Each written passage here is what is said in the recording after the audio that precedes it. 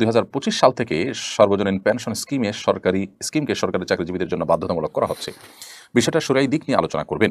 সর্বজনীন pension scheme যেটা আমাদের দেশে চালু করা হয়েছে, আমরা এর আগে একটা আমাদের ফেসবুক স্ট্যাটাসের মাধ্যমে জানিয়েছি যে এটি একটি যুগান্তকারী উদ্যোগ, যে মানুষগুলো চাকরি শেষ করে বৃদ্ধ বয়সে অনেকটা নিঃসঙ্গ হয়ে যান বা অনেক সময় বিপদে পড়েন। তাদের আসলে সর্বজনীন পেনশন স্কিমের মাধ্যমে তাদের পাশে দাঁড়ানো বা তাদেরকে সহায়তা করার যে উদ্যোগ, সেটি পৃথিবীর বিভিন্ন দেশে ছিল, আমাদের সেটা চালু হয়েছে, প্রশংসনীয়। যদি ইসলামের যে মূল স্পিড আছে, ইসলামের যে মৌলিক থিঙ্কিং আছে, সেটা যদি আমাদের সমাজে সর্বত্র প্রতিষ্ঠিত থাকতো বা থাকে, তাহলে সেক্ষেত্রে এগুলোর প্রয়োজন হবে না। কারণ একটা মানুষ তার সন্তান-সন্ততি, তার আত্মীয়স্বজনরা তার বৃদ্ধ বয়সে তাকে অনেক বেশি কেয়ার করবেন, যত্ন নিবেন, সেটাই স্বাভাবিক। এবং যত বেশি প্র্যাকটিসিং ফ্যামিলি দেখি আমরা, সমাজ দেখি, সেখানে এগুলো তত বেশি থাকে আমরা জানি। সেখানে আসলে এগুলোর প্রয়োজনই হয় না।